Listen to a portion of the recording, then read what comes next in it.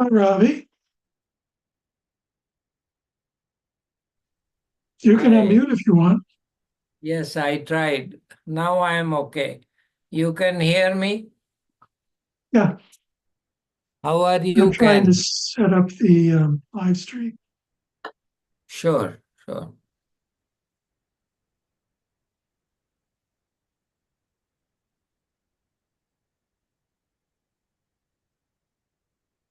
When is a good time to talk to you? End of the week or Thursday or Friday? Later this week, I'm Wh- Which, setting up the which time zone? East Coast or Hawaii? East, East Coast. Okay.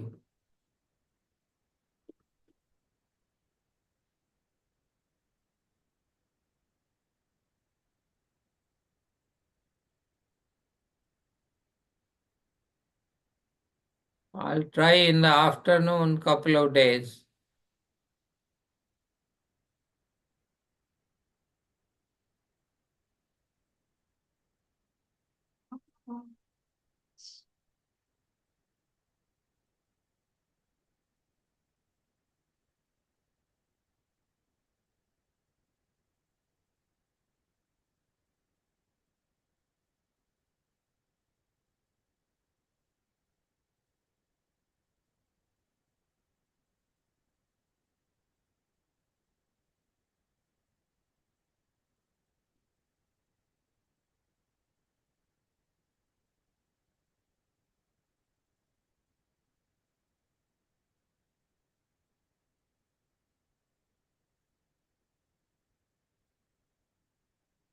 You want me to record?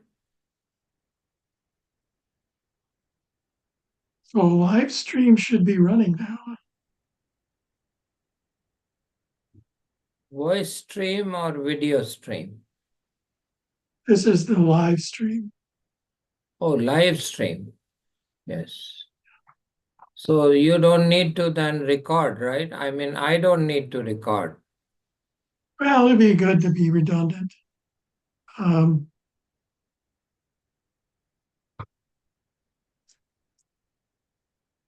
yeah, it looks like I'm recording and it's also live streaming.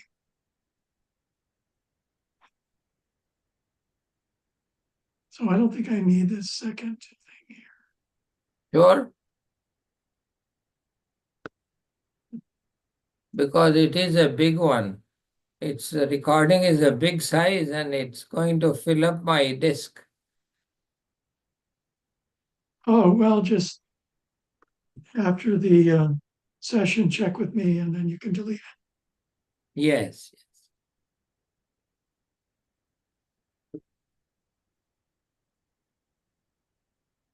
Thank you.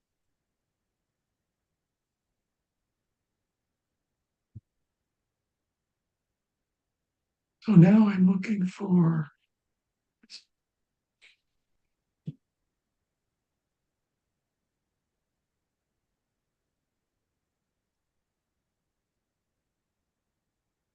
What are you looking for? um,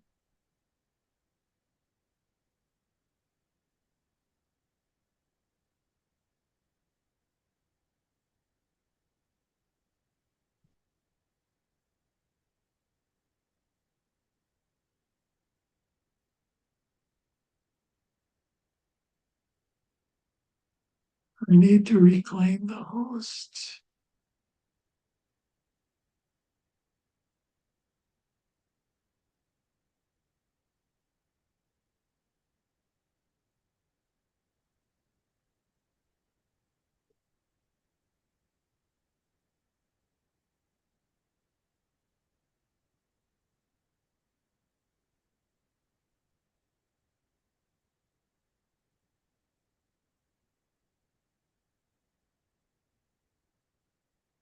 Where is it storing the Zoom recording? I don't recall now. Mine is on my computer, my recording. Hi, Andrea. How are you doing? You can make. Oh, there. Okay, I just thought I'd join early just to make sure everything was okay. Yeah, one thing I don't know is whether the streaming is working. It Oh, says that it's working. I can try going there. Let me go look. So if you take a look, you can tell me if.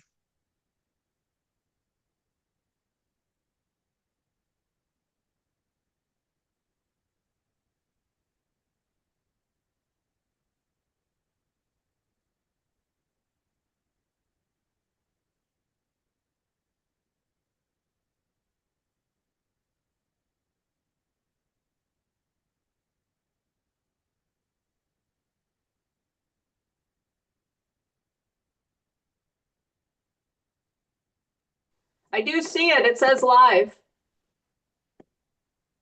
Oh, Good. okay. Thank you, Andrea. Welcome. Hey, Ravi. I definitely see us. Thank you.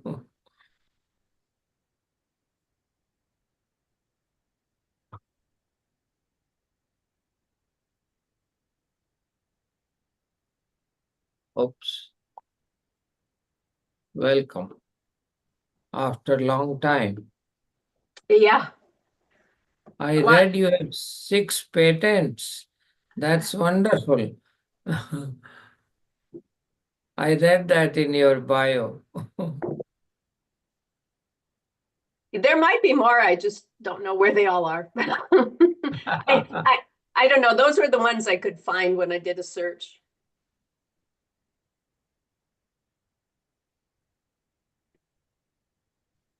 Where are you located these days? I am in Delaware. I'm gonna just close my door here. Sure.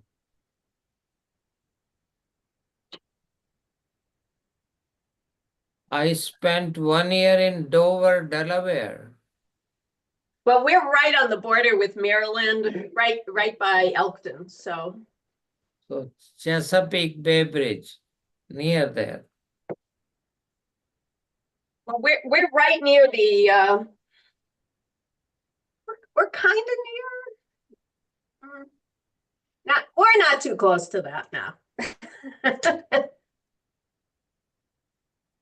I'm It's a gonna very, very interesting half state.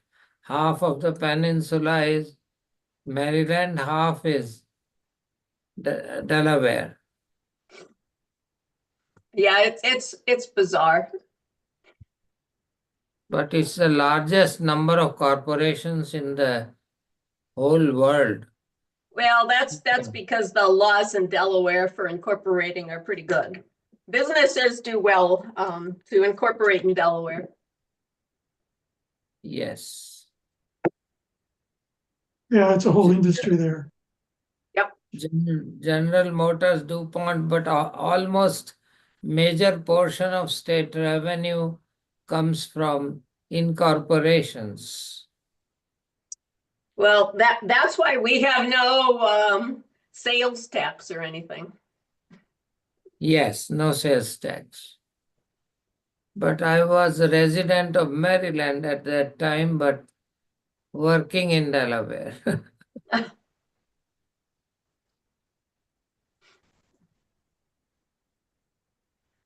No more. Now we are West Coast people. Mhm. We live in California now. But right now I am in India. Oh, okay. What time is it there? It is 9:30, almost. Almost 9:30. So Ken, just and Robbie, just FYI, I have a hard stop at 1.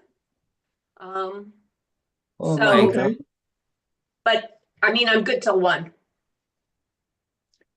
What happens Yeah, to Q&A? we might have a little more questions, but I can, Robbie and I I, can, I will Mike have should be here. to, maybe Mike we, should be able to handle the questions too. but Andrea, can you finish a few minutes earlier so that we can I don't have many questions, but some people have. Sure. I'm hoping to finish early. I should be able to. Thank you.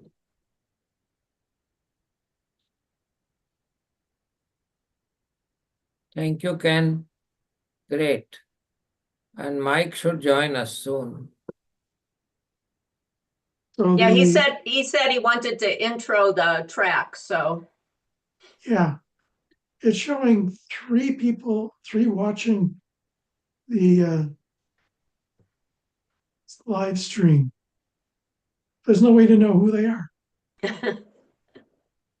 as far as I can tell.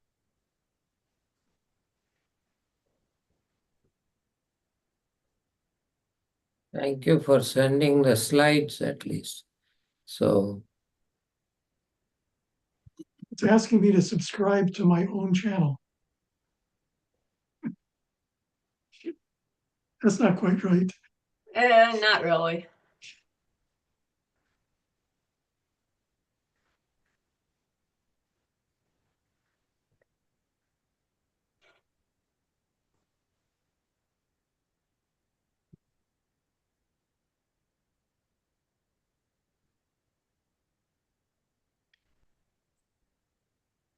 it almost never snows in Delaware.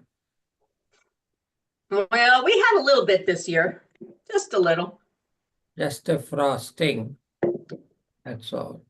Well, a couple times we had more than 4 inches because they won't plow unless there's 4 inches or more. Correct, correct.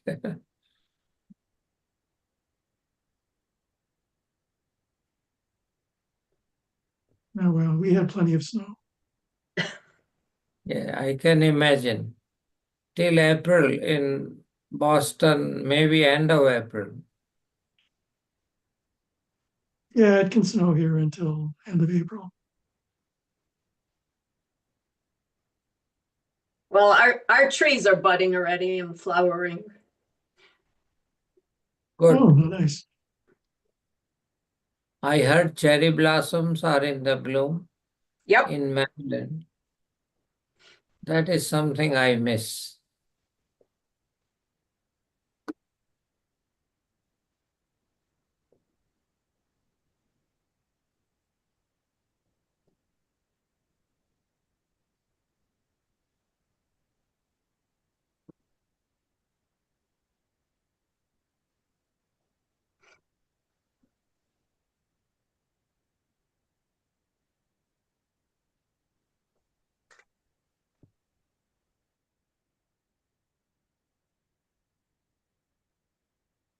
Just a couple more minutes. Let's hope Mike remembers. Yes, I hope Mike remembers too. Otherwise, Ken, you are ready, right? Oh, Jeff. Yeah, that's my husband. I Oh, I think so. Right. Welcome, Jeff.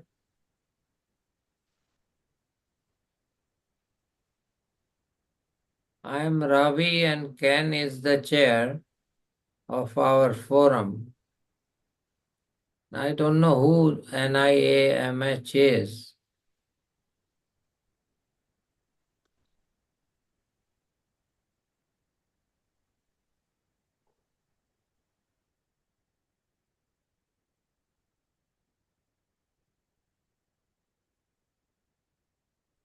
Ram, welcome.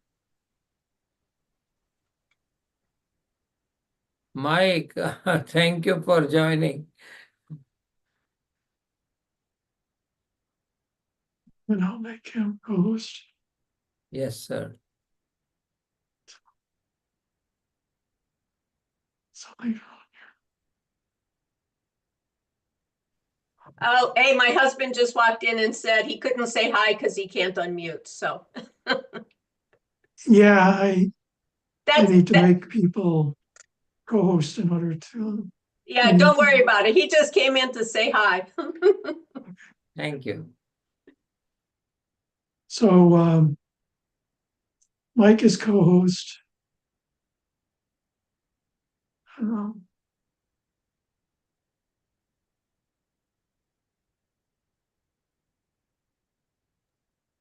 So you're already recording while we're setting all this up.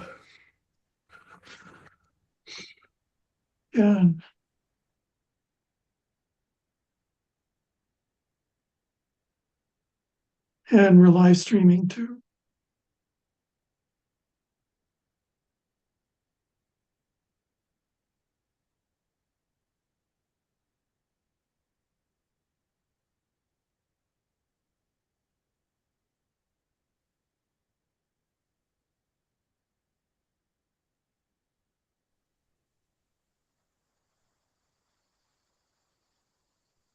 We should do faces.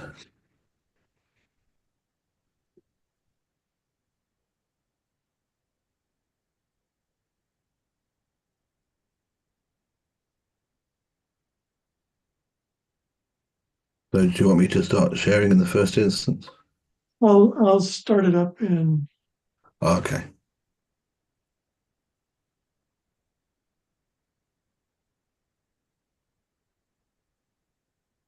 give me a moment.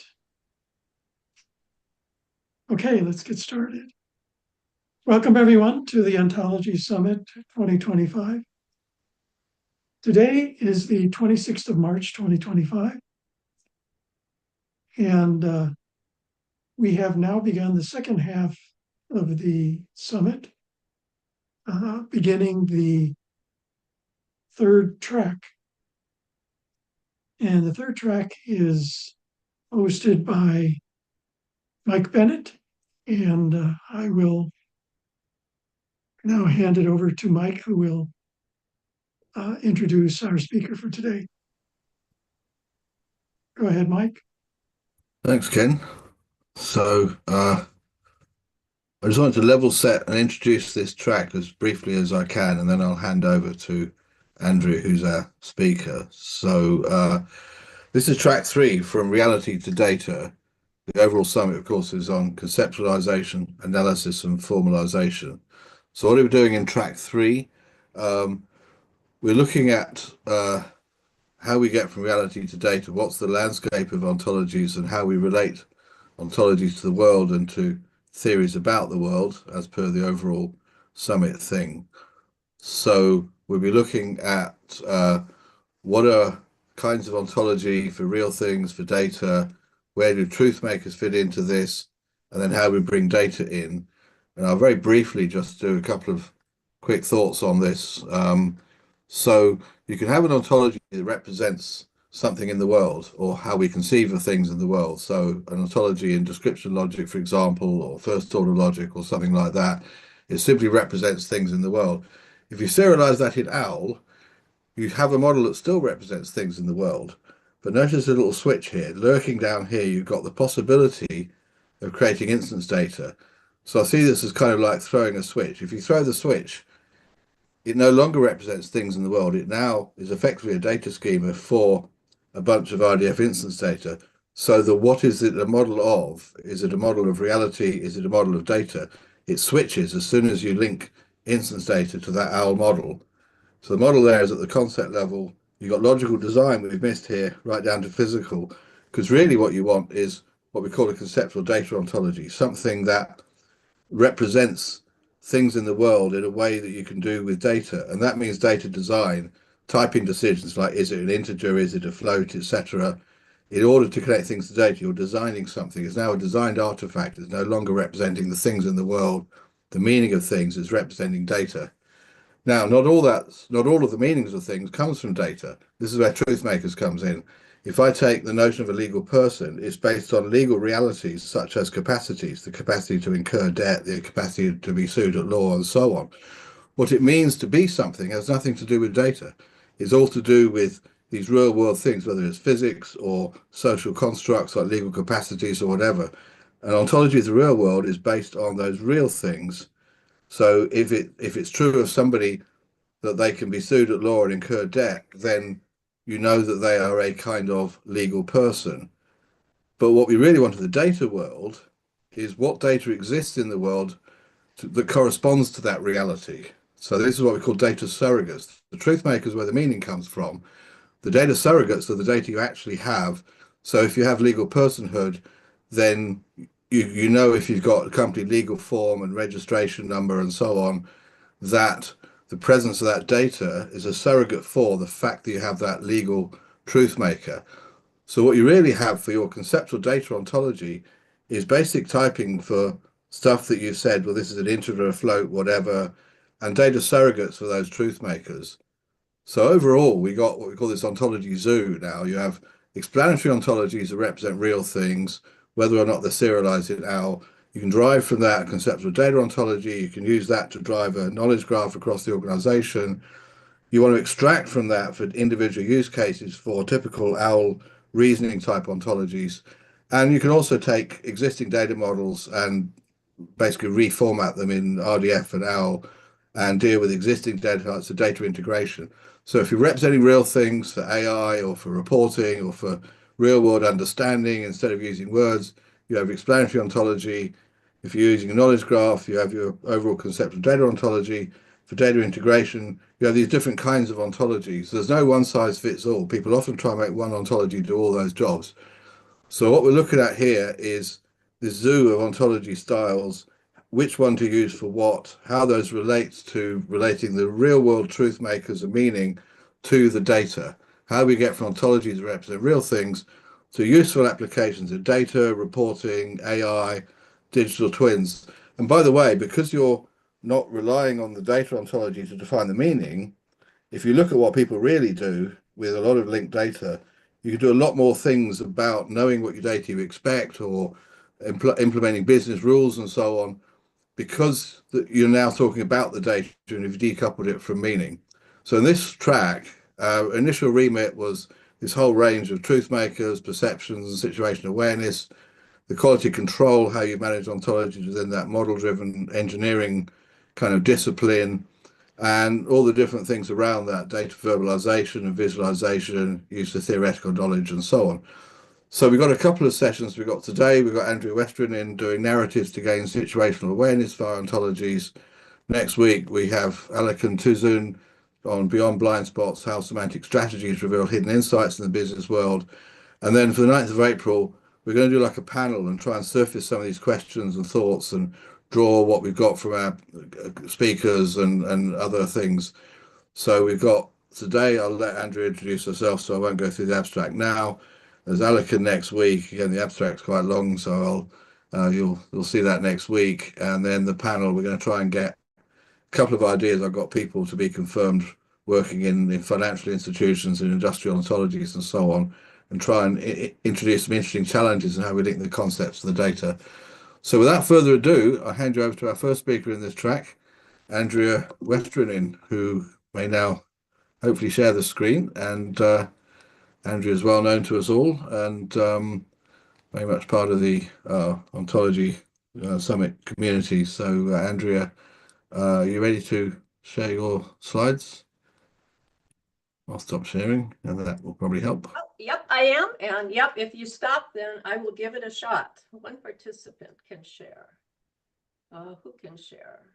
Host only. I'm a co-host, right? Well, I'm hitting share, Yep. But it's not. Oh, there we go. Finally, there we go. Share. And I'm going to There go it is. here and kill that and go to my slideshow. Andrea Westrin. I've been working in the Ontology Summit for many, many years, chairing tracks. I did the fall pre-series last year, and I've been working with ontologies and especially interested in narrative analysis for quite a long time. So I just kind of put everything together on one slide there as my introduction. But what I really wanted to talk about was to take a step back to a previous session. I think it was the track 2. The second session of track 1, and talk about truth makers and truth bearers just a little bit. You're on presenter mode. Am I on presenter Andrea, mode? you're in presenter mode. Well, how did that happen? But you got your screens reversed. I got my screens reversed. Yeah, you're Oh, seeing you all should see, and what I'm seeing is presenter mode. okay, So why is switch it your doing screens, this? if you can switch your I screens. don't know how to switch my screens. Let's see. This is what people are seeing here. I know, but I'm trying to figure out how to switch my screens.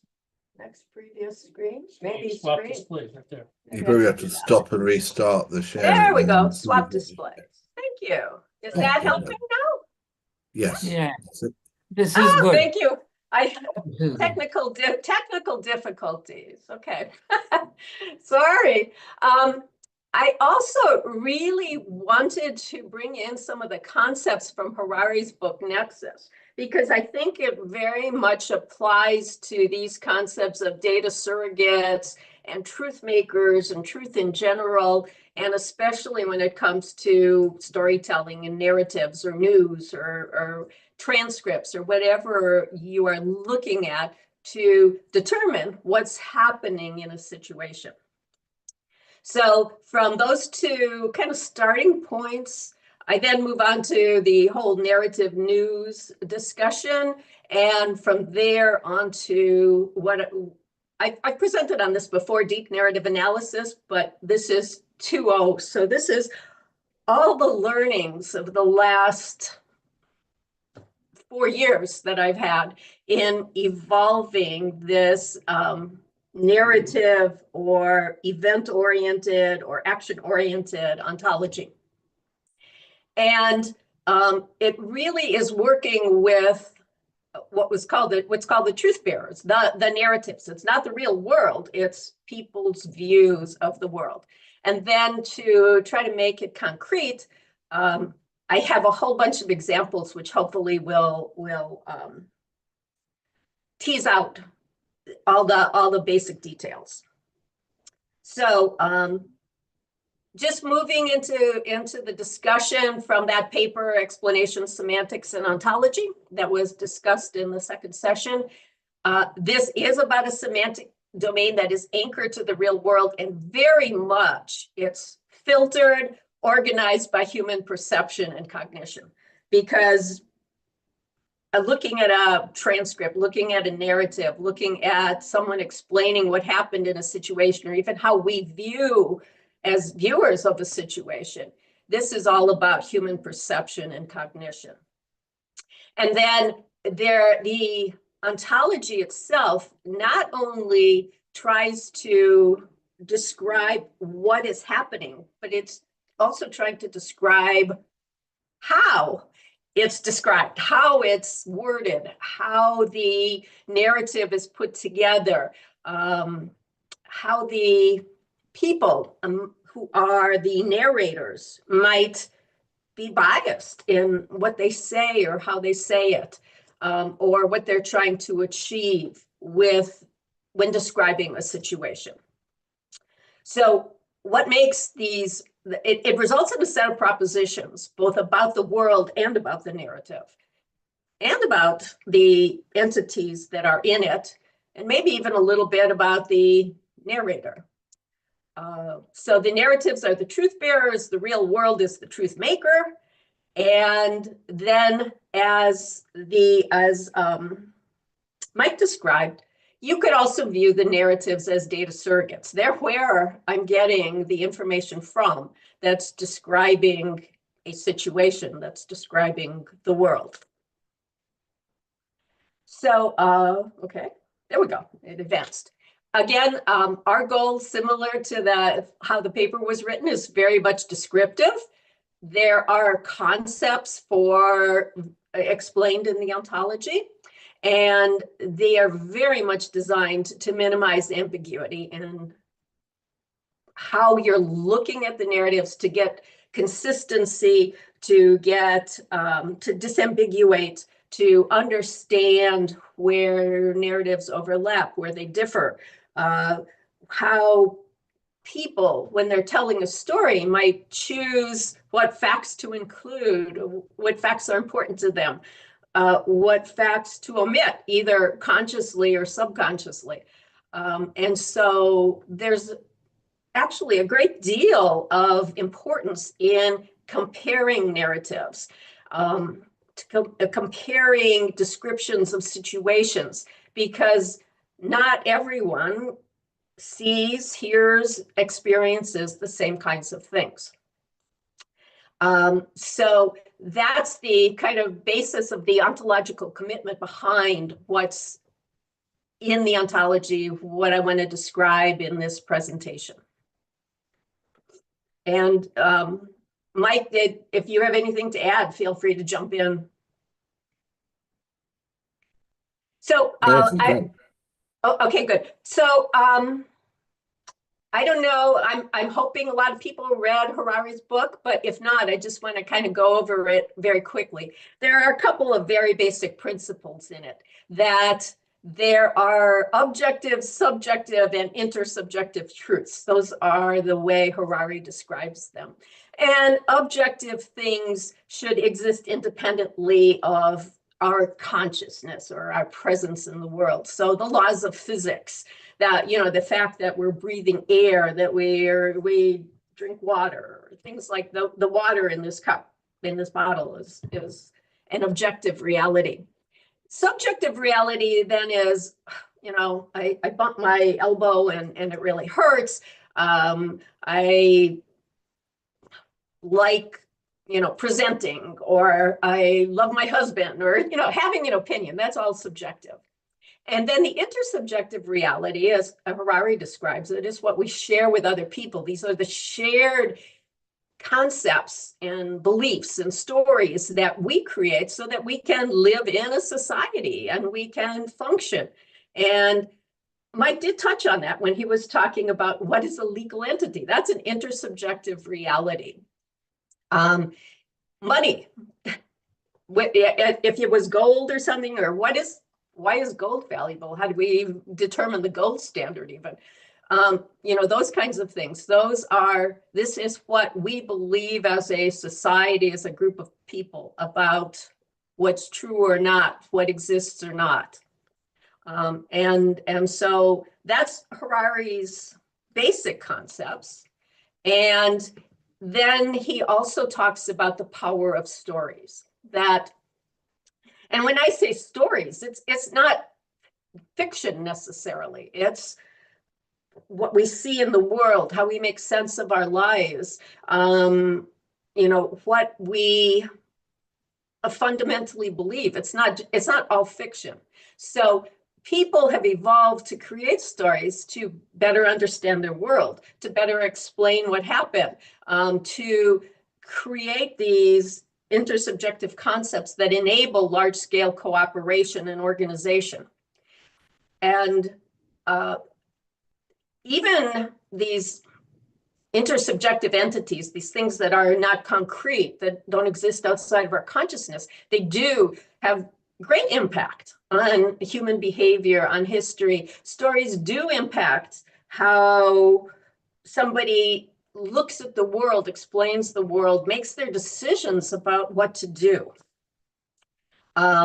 But one of the things that's really important, and what I'm trying to tease apart in this narrative analysis, is that you have to be aware of the origins and the limitations of your stories, and who's telling them, and how you evaluate them, and how you look at them. And that's part of what this deep narrative analysis is about. So when people tell stories, they recount events, or, you know, not tell stories. When people recount events, they're actually kind of telling a story. They're describing a situation. They're using a sequence of events. They're using the details that they see to convey what happened or is currently happening. Walter Fisher, back in 1984, had a narrative paradigm, and his basis, his theory was that all communication is really narratives. You can look at it through a narrative lens, and our world is the stories that we choose to believe, that we choose to propagate, that we choose to use to explain our lives. And there's a whole bunch of other stories too that we may dismiss as non-truths. That doesn't make them not true. It's just that we as people dismiss them as not true. Storytelling's been around forever, from, cave paintings, etc. They say that was a way for people to describe what the story they were going to tell is and to remember it. It's a way to share our experiences, to learn, to understand the world. And usually people tell a story from beginning to end, but currently on TV, there's this lot of what I've called fractured narratives, where it's, here's an event, somebody died 2 weeks earlier, this happened, or 1 month later, this happened, and then, things jump back and forth. But typically, you go from beginning to end, and even if you don't, you can rearrange a fractured narrative in a temporal order. So, since stories, since narratives, recounting events is a personal thing, it is subjective, there's a lot of things to understand about that. What's included or not, how it flows, how you describe things, how in the narrator's mind, they put events and conditions together to explain what happened. I think everybody is biased to some extent. You can try very hard not to be. People talk a lot about the confirmation biases and all these other things. So what you want to kind of consider is how the text is written to maybe understand what biases there are. And then when you look at the narrative itself, is it written positively? Is it written negatively? Is it using loaded language and meant to really get people's emotions riled up, either positive emotions or negative emotions? When you're talking about something, are you being defensive? Are you being objective? Are you looking at it to understand, or are you looking at it to criticize, et cetera, et cetera? You have to understand these things when you take the narratives apart. And the goal of the narrative. There's a lot to unpack, and that's what the ontology is trying to do. So if I move to the next slide, I got to hit the forward button twice every time. I don't know why. DNA 2.0 is an evolution of the deep narrative analysis. The V1 is open sourced, and the site is there. The ontologies are there. Deep narrative analysis is a tool set, a little infrastructure in Python, and it uses LLMs too, large language models, to do some of the analysis. And when doing that, it is terribly, terribly important to have a backing ontology, to have very clear semantics and very clear concepts, so that the LLM doesn't run wild, doesn't make things up, doesn't create new terms, doesn't, introduce all kinds of ambiguities. You want to be very specific, and that was one of the goals and the research that went into the original deep narrative analysis. But also, deep narrative analysis was very much about extracting events. What are the events that happened in what order?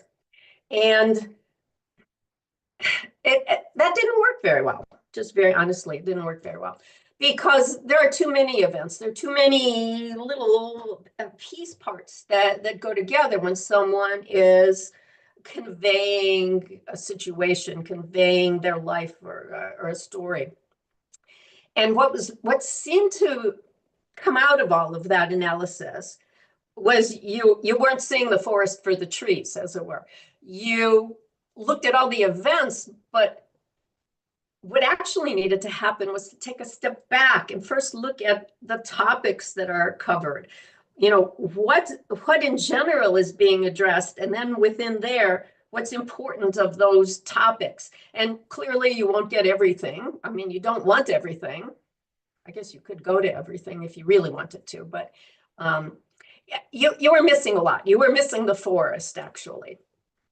So the other thing that was there was a lot about the narrative itself, its metadata, etc. But I really wanted to go deeper into that. So the version 2.0 now is more about all the data about the narrative and things like that, plus first going to topics, then going to the agents and the actions that are important to making those topics make sense, or how they are assembled in a logical flow to explain the topic.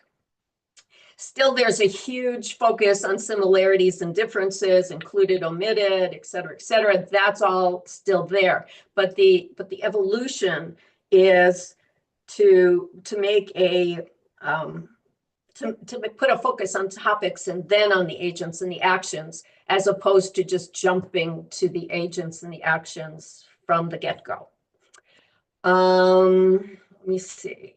Yep, that seems like a good explanation. So the top level looks a lot like my original top level. It addresses who, what, where, when, why, how. Okay, that's the, the basics of the story. That's what you're trying to get at, to understand a situation. Who's involved? What happened? Where did it happen? When?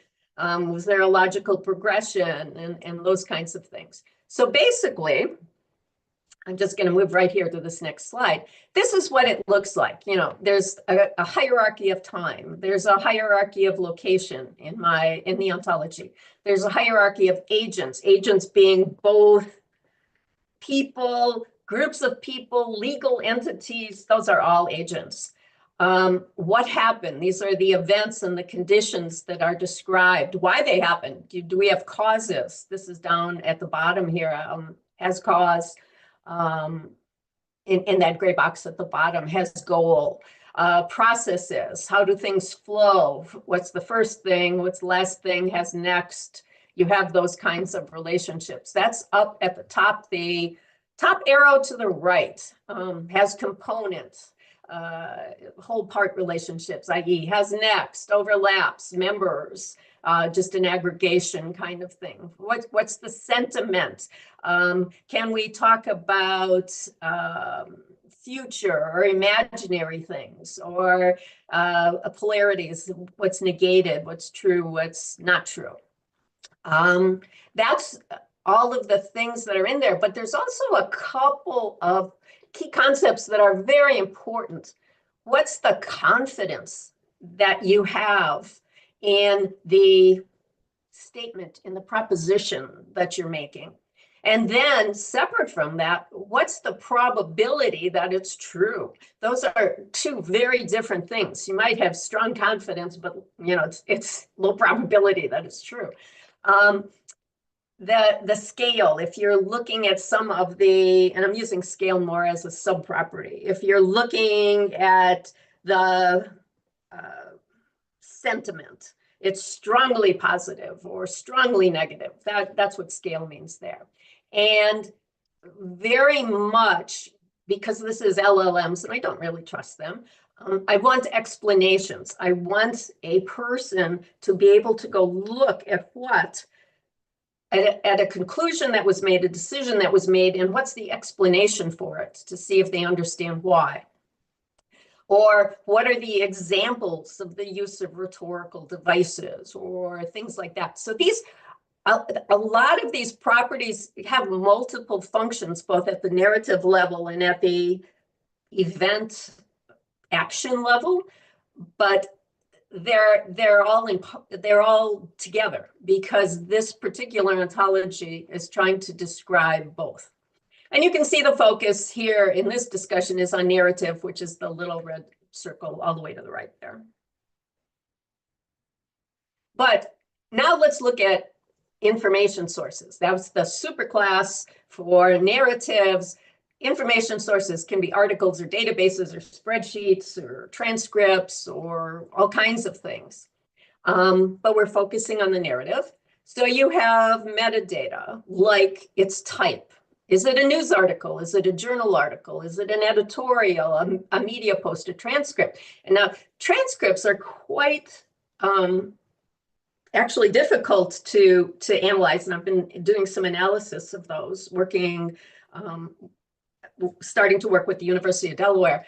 And that's why I moved to topics, because a transcript kind of jumps all over as people talk about things. And you have a whole section that's talking about Joe Biden, and another whole section that's talking about, the latest occurrence about football or something. And, that it can jump all over the place, where a news article typically doesn't make those huge kinds of jumps like a podcast or a transcript might. Clearly, you always need the basic details: who wrote it, when is especially important, where can you find it, how long is it, those kinds of things. And then the overall summary of it, positive, negative, what kind of grade level, reading level is assumed, or listening level, to really understand the concepts here. Does the narrative take a pro-con stance or nothing? Is it framed more from an economic perspective or a legal perspective? Might not be framed from any of them. How is it using language and those kinds of things? Who's talked about? How are they quoted? Very much then the next level down is, what are the topics? And I'm going to go into that. I already said it's a lot of the analysis is by LLM prompting, to reduce all the ambiguities, arbitrariness, and hallucination of LLMs. And right now we're working with I'm working, and my husband was with me, with the University of Delaware to do a human validation. So here's what the LLM and the ontology finds, and here's a human validation. Did it find the same kind of things? So we're doing an actual study there. The information ontology, this is where you dig in a little bit more. You can see kind of right in the middle is narratives. They're a kind of information source. They have sentences in them. A quote's a kind of sentence. The sentence can talk about things. The narrative can talk about things. There's mentions. Topics can have subtopics. You have first, next. How does the topic flow? Where does it start or end in the article, at a sentence level or in a transcript at a timestamp level? The topics discuss these actions and agents. And so you'll see the topic discussing events and states. Those are these actions and conditions that are described. Narratives have sentiment and grade level, those kinds of things. Framing is it an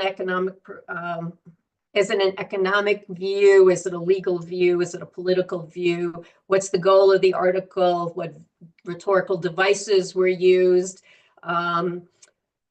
Style is about, is it formal or informal? And tone is the emotional tone, or is it meant to kind of express anger, to bring out emotion, or is it more neutral, or is it about surprise, or those kinds of concepts? Those are what that green box with the middle arrow is about. And then if you're talking about actions, it's who did it. And it's back to active, effective, kind of, experiencer, topic. These are the concepts that pretty much come out of semantic role labeling. And then how do you talk about that entity? Do you talk about the entity positively or negatively? That's very important. And the key is, when you're done with all of this and have created the RDF, you can verbalize it, as Mike had mentioned in his slides, and you can also vectorize it and then do cluster analysis and similarities and differences, and very much a very concept-based search of what's going on. So topics are what's being talked about. I pretty much capture the logical flow, and then I capture the actions and conditions.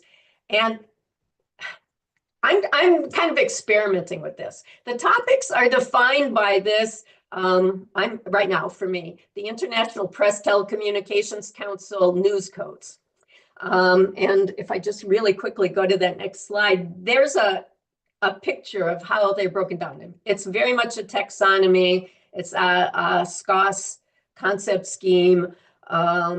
It has very good coverage. I had originally done some work to create my own, and then I had found this on the web, and I was like, oh, this is, pretty good. Arts and culture, conflict, crime, disasters, education, economy. It's a pretty good breakdown. It's used by Reuters. It's used by several of the news agencies.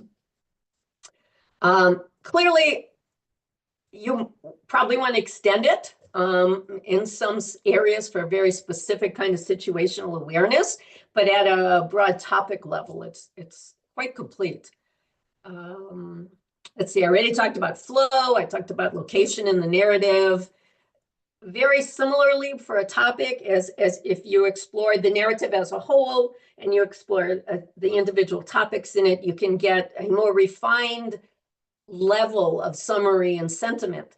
Clearly, when someone's talking about something, they may be very positive about some things, very negative about other things. So you'll have different sentiments for the topic, and your overall article might be negative, but you want to know where things are positive, negative, different emotions become involved, those kinds of things. And a lot of social science now is looking at the use of language. Are you using more masculine terms to describe something or more feminine terms to describe something? And there's a whole vocabulary that social science uses to analyze stories, text, articles.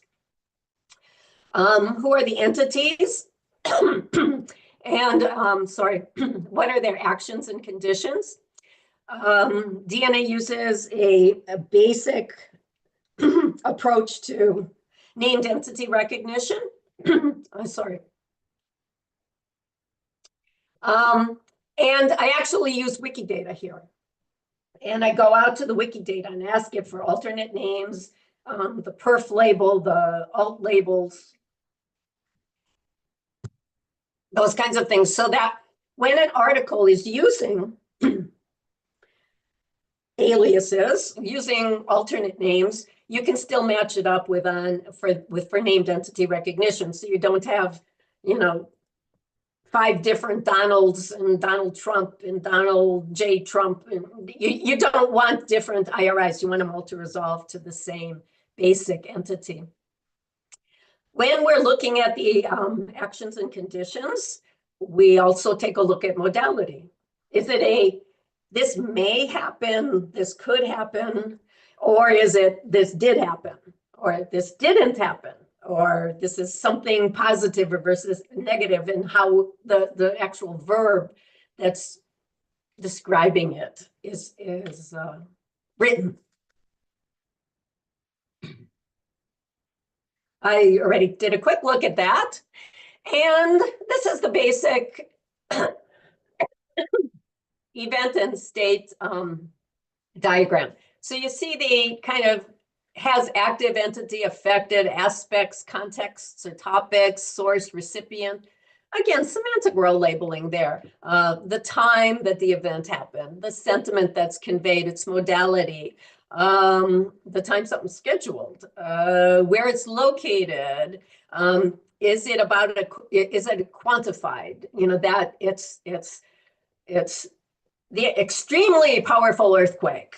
That kind of that conveyance is conveyed with this measurement. A subclass of measurement in the DNA ontology is an assessment. And how did the events flow? So that's that ontology. And I don't want you to read this. I just wanted to show it. This is kind of the top level of the actions and the conditions that are described. And you'll see the use of these in the examples that I would like to go through quickly. So drilling down from the narrative level to a topic to the agents and actions. The details could be a taxonomies, enumerations, the topic concepts, clearly the classes and subclasses. I actually did this analysis using my prompts and using an LLM, so it includes the explanations that came out. I didn't put all the confidences in, but the explanations that came out of the LLM, not all of them, but some of them. So here's the news article. The link is right there. You can go take a look at it. This is from the 24th. I tried to get something recent. Text is one of the relationships properties. So just the text of the article is right there. And so the article started, President Trump has selected Susan Linares as the acting director for the CDC, da, da, da, da, da. Summary, I asked the LLM to summarize it. So the summary is right there if somebody wanted to look at it. The sentiment, what's the sentiment of the article? It came out to be mixed. That's one of the enumerated values, and it explained why, because it both highlighted positive aspects, but also critical elements, like the withdrawal of the initial nominee and concerns that people had, etc. Length, the number of sentences was 22. Grade level, it said it was about an 8.5 grade level. And that's actually based on, I asked it to do the Flesch-Kincaid grade level estimation. And so it calculates that. The emotional tone is measured along with concern. Concern should have been italicized. That's another one. And it explains why. The concern is over the vaccine skepticism, etc. But there was also tension. That should also have been italicized. The stance was neutral because it had multiple viewpoints, but it did lean critical. So this is where scale is important. Overall, it was neutral, but there was some, minimal, more than zero, critical on the critical scale. Who was talked about in the article? And these are easy to find. I actually use Spacey to find the mentions of the organizational entities, the people, the locations. Also laws, previous events, works of art, all the things that Spacey can find for a named entity. There were no works of art in this particular article. What are the quotes? So one of the quotes was, the Americans have lost confidence in the CDC due to political bias and disastrous mismanagement. So, okay, what rhetorical devices might be in there? And this is where counts and everything can become very important.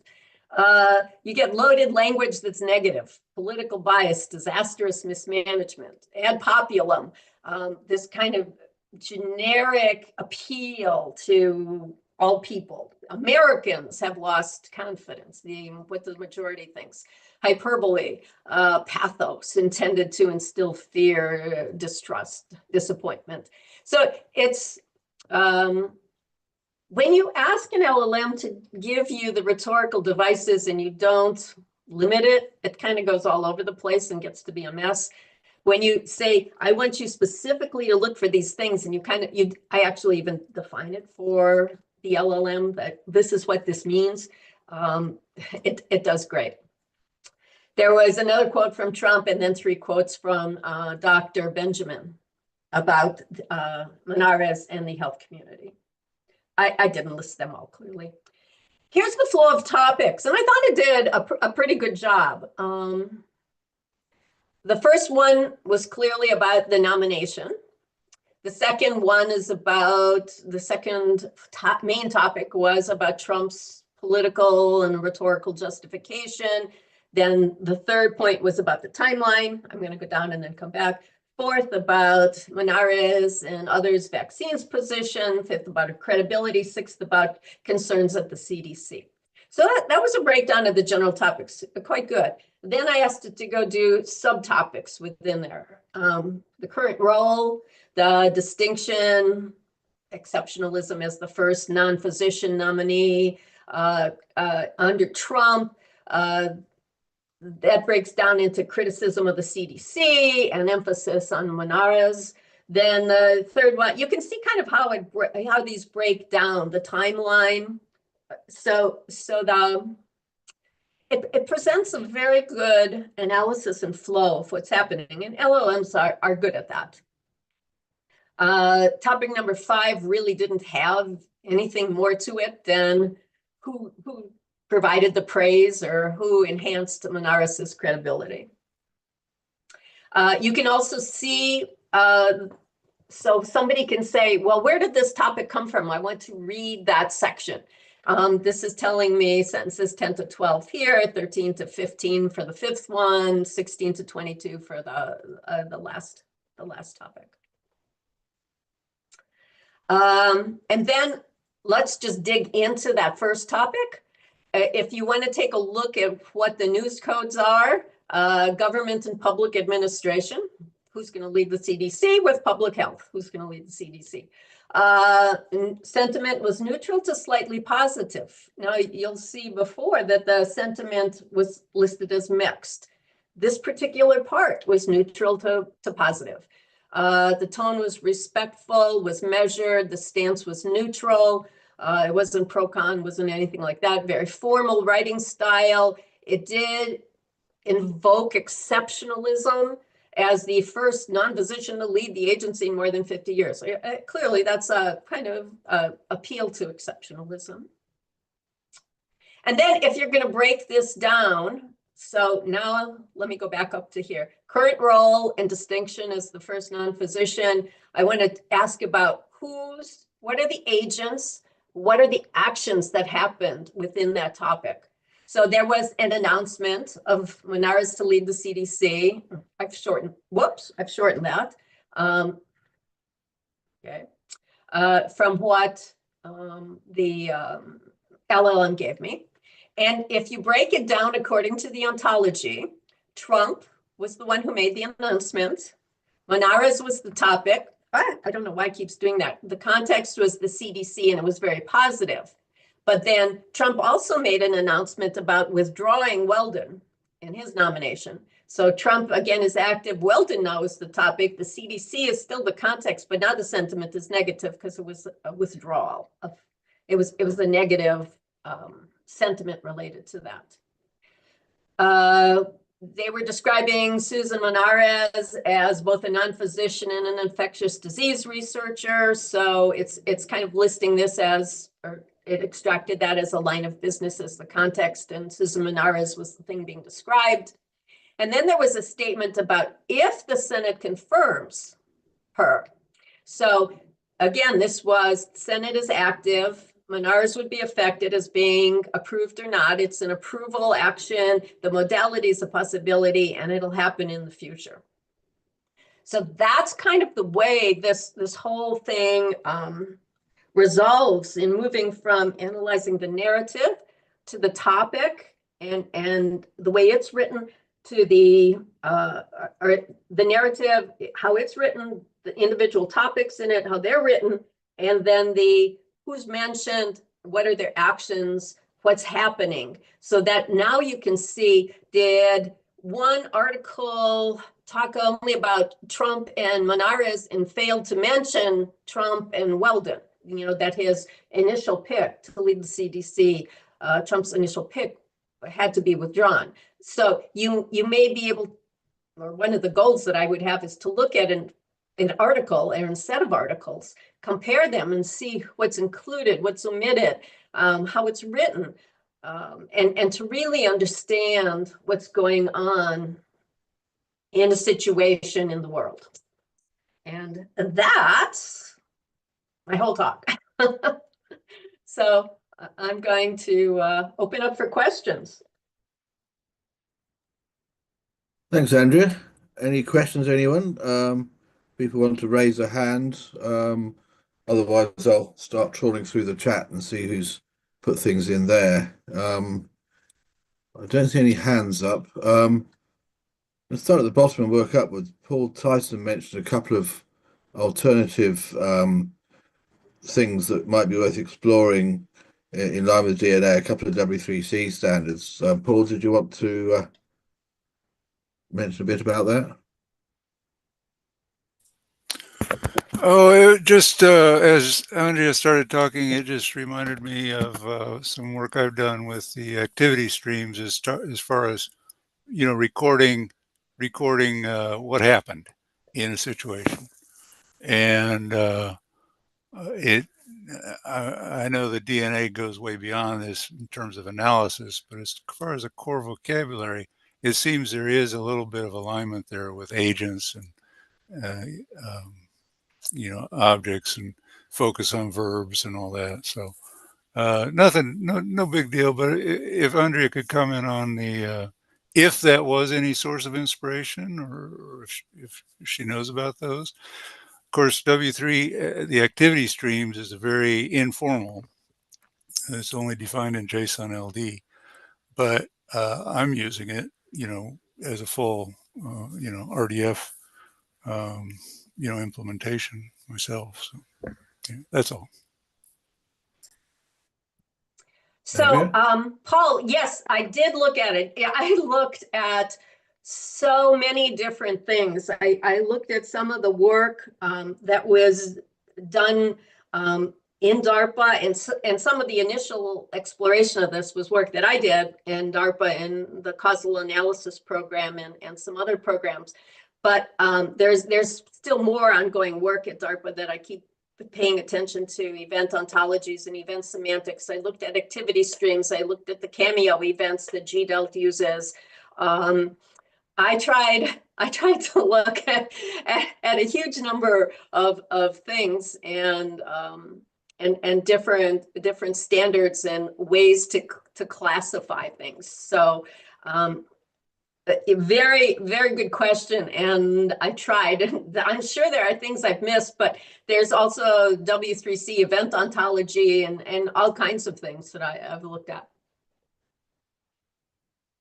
Okay, Andrea. So Dr. Ravi Sharma put his hand up first and also had a bunch of comments in the chat. Ravi? Yeah. One of the things that I enjoyed listening to Andrea's narrative aspects in ontologies is that sometimes we hear stories over repetitively, and sometimes we see transcribed stories. And as we age also, we are sometimes unable to distinguish real events from what we heard somebody describe to us, especially say in childhood. So by the time we are forming an opinion or creating a narrative for others, we are not sure of the truthfulness of our recollection. That's number one. And number two, is it similar to hallucination because of over information to the LLMs? Thank you.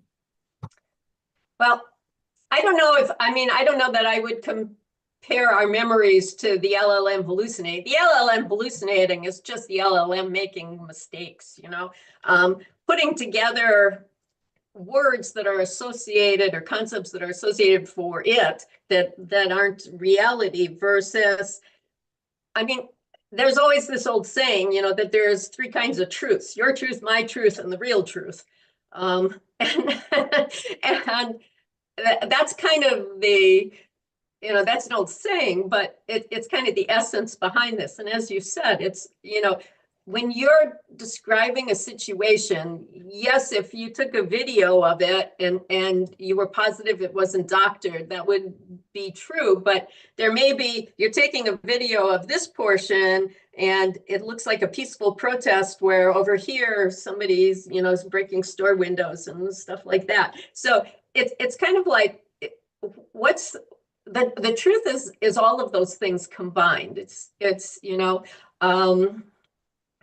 so that's kind of how I came to this whole DNA thing. Thank you.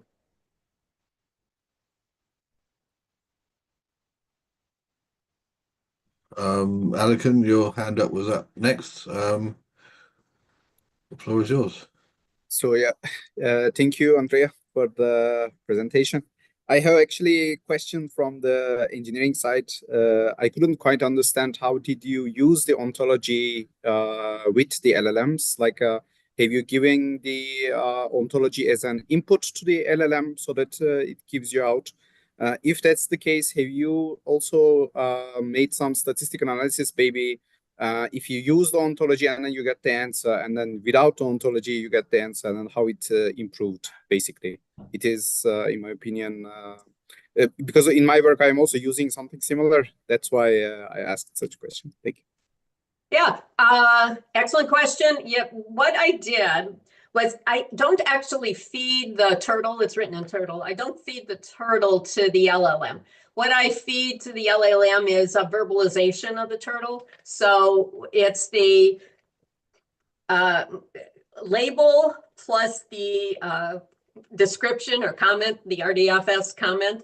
I put that together. I extract that. I just do a query of a graph database. I put that together and I feed that as part of the prompt into the LLM. And so the ontology goes in, but it doesn't go in as turtle. It goes in as, this is how, I want you to give me the sentiment. I want you to use these terms, and this is what these terms mean. Now, the formal, does this work better? I haven't done a statistical analysis, which would actually be really cool. What I just did was when I started out, just give me the, report the rhetorical devices or report the sentiment. And the answers were all over the place. You almost needed to go back and do a natural language processing on the answers because it was whatever the LLM wanted to think about, or what it picks up rhetorical devices that I don't care about, or it gives new names to things. And so it was just, well, this is never going to work this way. So I can't have the LLM do things on their own. And I noticed that Bruce Gray asked, if you want to see what the prompts look like, at least for version 1, all the prompts are in the open source that's on GitHub. If you look in the DNA directory, I think it's query_openai.py, you'll see all the prompts that are there and how it pulls together from the ontology and the details there. But that's how I did it. And it was just gut feel like I can't use this.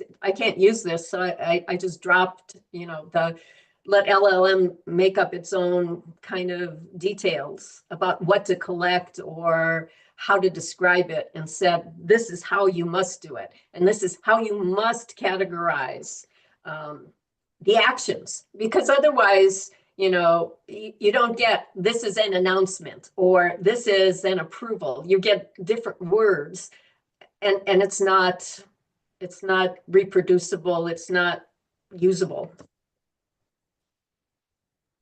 Can Thank I you. ask a following question, if it is possible?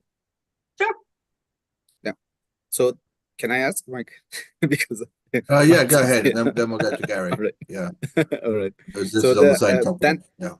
Then I want to ask, why using the all and not, for example, unformalized or the informal ontologies? Is it the sake of let's say sharing it with other people?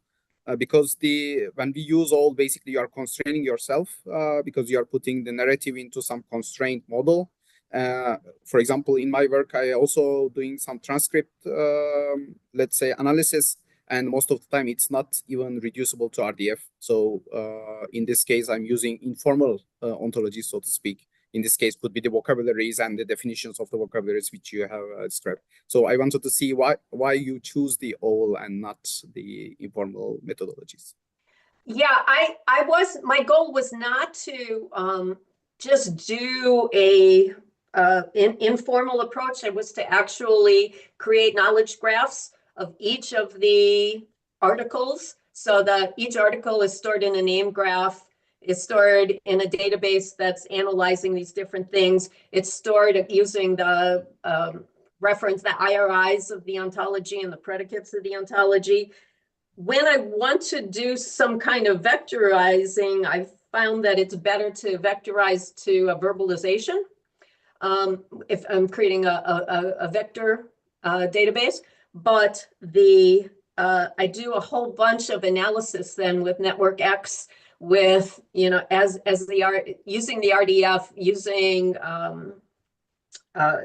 just basic queries and counts and things like that. So that's why I turn it back into an RDF, because I store it then in the graph database, and I can do all kinds of different other kinds of clustering and similarity analysis on it too. Thank you. Gary Bird-Cross, you're next. Yes, I actually have a question for you, Mike. could you show your first diagram? I think it's the first diagram, which shows the surrogate and the ontologies and the data below. I sort of had a question. Maybe others will also. And Mike and everybody, my apologies, but I do have to leave because I have a train at 2 o'clock that I have to get to. So if you have more questions, my emails are on my slides. And I just Okay. need, Oh no, I okay. was going to go next with one question for you, but we can take it up. You can go quick if you want to, Well, because I got okay, so I was intrigued by that list of topics. Very good to see that. I was intrigued that a lot of your ontology had strings which what looked like would have controlled vocabularies within them, and I wondered if that was one of them. And I just wondered why that rather than developing those as ontological classes in their own right. It's written as a SCOS, so I could translate it. So it's a broader, narrower. It's just a taxonomy, though, not classes. Right. I do have a lot of controlled vocabulary, but also when it comes to the actions and those kinds of things, that's very much a subclassing hierarchy. As well as agents, locations, those are all subclassing hierarchies, and the events and actions. Thank you. Yeah, I was intrigued the ontology style and where it fits into this landscape of kinds of ontology. But I'll let you go and get your train. I just wanted to ask that first. So thank you. And thank you for a great presentation, really enlightening, really focused, a bunch of really interesting things in a very clear way. So thank you very much. A great contribution to this track. So enjoy your train. Happy travels. Thank you. Thank you. Bye, everybody. So Mike, if you could go back Yeah. to the slide that shows the surrogate truth makers, is this go back earlier, I think. So I started with the truth makers, like the legal capacities, and then what are the data surrogates for those? What are the things you find in data that are present if that legal reality is enforced? Well, this isn't the one I was thinking of. Go if you can go back there. This one exactly. This one. Ah, okay. There were a couple of things on it, maybe small and larger. I tend to think of ontologies as being part of the technology in a way. You have it in the business, so that's just a location idea. Well, What they're you're both. talking So I've about. got ontology at the business level. So this line here, I didn't really develop this, but in model-driven development or any engineering outside of IT, basic engineering is you have your concept, your what I call the language interface between business and technology. So you have an ontology up there for things in the world, and then in the IT world, you have an ontology that's been designed. So you've made decisions about typing. Should this information about something in the world be an integer or a float or a date or whatever? And for some things, you may not even have direct types. You've got the surrogate. So all of this is a designed artifact, which is informed by your computationally independent or design independent view of the things in the world. Your explanatory ontology is the term coming around. Is the design independent view in purple above? Yep. Because I think of that as more conceptual than what you have below. So it's a matter of terminology here. It's precisely a conceptual ontology. For years, I would call this a conceptual ontology, but a lot of IT people, they call a conceptual model something where they've taken a logical data model and crossed out the complicated bits and presented it back to business as if it's a conceptual model when it's not. So I said, okay, I'm going to avoid the trap of people thinking that my conceptual ontology is that kind of thing, because that would be an abstracted view of the design, whereas what you want above the line is a concrete view of the reality, not an abstract view of somebody's design.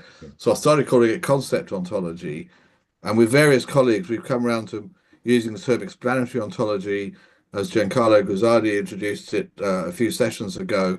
In other words, we talk about the role of the ontology. They're both true. The nature of the ontology is it's a concept ontology, the one above the line in purple. But the use of the ontology, the role of the ontology, is for explanation. It describes and explains what things are in the world, what it means to be a legal person, a tree, the sun, etc. So it's explanatory in that sense, but it's a concept ontology. It's a conceptual model. It's computationally independent. And from that, you derive and inform a designed artifact in which you make design decisions, such as typing and data surrogates and so on. And it's that you want to connect your data to. If you take data, instance data and connect it straight to the explanatory ontologies I had at the beginning there, then it's not really useful because you're going to try and set up RDF triples for things like legal capacities and so on that you have no data for. So it's not terribly useful. And you have, of course, in a conceptual ontology, by definition, no data types. So how are you going to have RDF instance data with no typing? So that's why you need some design in the middle. Yeah. To pull So this together. my question in part here is, it seems like a big maintenance issue in practice when you have these different ideas of ontologies, and how do you maintain and align them over time? Yes, it's a very good point, and really important. It's the difference, I think, between a lot of IT development and the fundamentals of engineering. If you start with a concept ontology or explanatory ontology and then derive a design, if then all future work is done by updating the design, the explanatory ontology immediately becomes useless, and that's a waste of money and a waste of resources. So never do that. If, on the other hand, you retain those deliverables, people get afraid of this. Oh no, I've got to maintain two ontologies instead of one. But the difference is every time something changes in the world, it's exactly what you do with business requirements, for example, for software. Every time there's a new requirement, so any time for data, for example, there's some new thing in the world that the organization cares about, maybe a new field on a report or something, or new data feed with new things in it. If you always update the conceptual ontology first, and especially if you then have a perhaps not automated, but near automated, perhaps LLM assisted way of always deriving your conceptual data ontology from your concept ontology, although you're maintaining two resources, you're actually saving time in the longer run, because once you start only updating things at the design, if you start letting designers make decisions about how they think the world is, they're not a bond trader, they're not an oil exploration expert, they're not a supply chain manager. They will make mistakes. Your maintenance of trying to maintain one thing at the design level and never updating your conceptual view, and this is true of any artifact, not just ontologies, the danger of trying to maintain it at the design level only is you lose control. That means you lose money each time there's a mistake. You have to go back and fix it in so many places. It's gone all the way to site before you found the mistake, and you've got to go back and redo things. And you also lose the auditability, the ability to have tests that link your design with the real world stuff your design was meant to represent. As soon as you can't test, you can't do validation and verification, you're losing control. Now, if it's just a toy or a pilot, and a lot of ontologies never get beyond pilot for this reason. For a pilot, you don't need any of that engineering discipline. But if you're going to have things that blow up or things that lose money, you need to think like an engineer, maintain both artifacts just like every branch of engineering does, suck it up. Actually, it seems like more work at the beginning, but it's a lot less work than going round and round and round in circles trying to fix a thing. I understand these concepts. I just don't know people that are doing it. No, they're not. And the tools not. For that.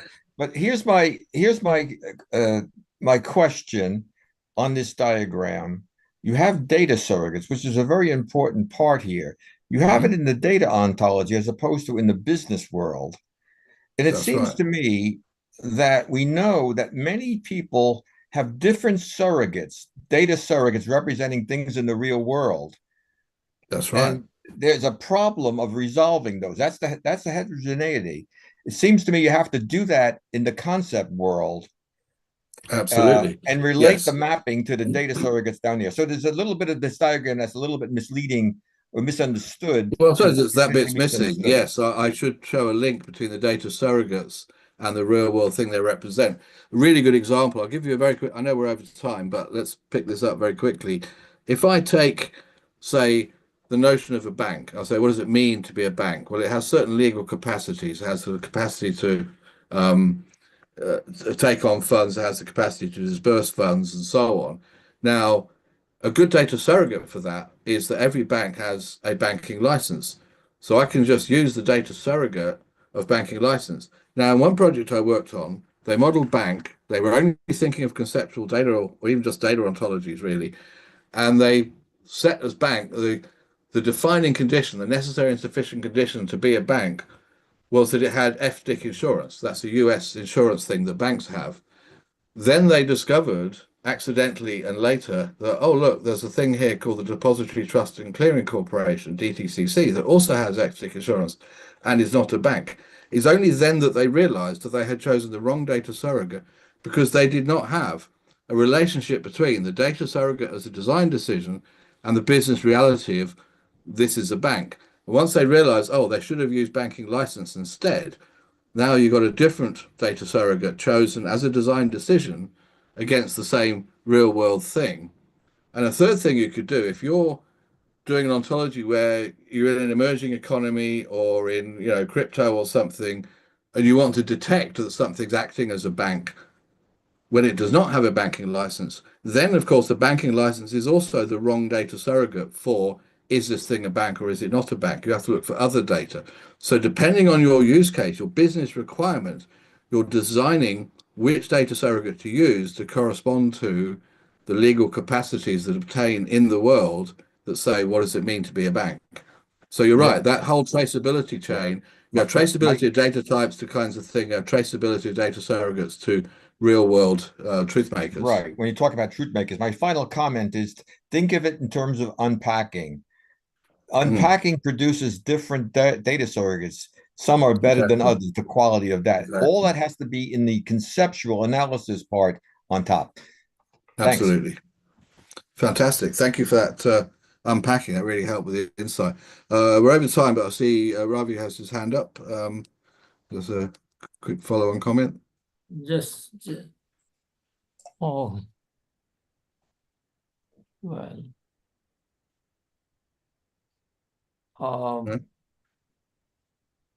I think I was going to comment that master data management tools, one tool comes as Mathematica, others may be there, do use what Mike you just described, very similar concepts, where one entity updation does it throughout the enterprise.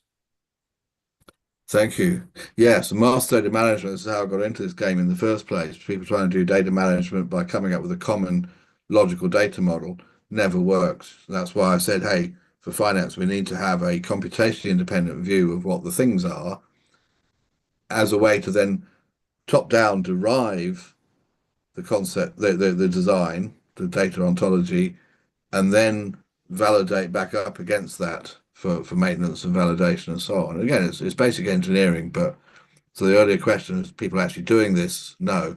I don't know how we get IT people, including IT ontologists, to behave like engineers, but it's an uphill struggle. And as somebody mentioned, the tools don't exist to support that for the same reasons. So with that, I'm going to stop sharing and see what else is going on here. Cool.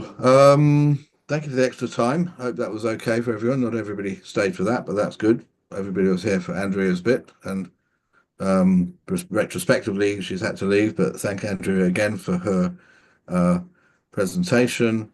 And I should have stayed on the screen, a quick glance ahead to next week, and we will have Alikan Tizun, who you heard on the questions, will be talking on Beyond Blind Spots, how semantic strategies reveal hidden insights into the business world. So again, connecting business reality with things. So comparing traditional analytical frameworks with what happens when you follow a semantic approach for business ecosystem analysis and representation and so on, with lots of interesting applications to how it's been applied in the wind energy ecosystem and things like that. So Alikan, we very much look forward to your talk next week. I don't know if you want to say a quick word or two now, just to whet our appetite. No, I guess it will be interesting to see because it will be developed, I guess, also from the previous talks.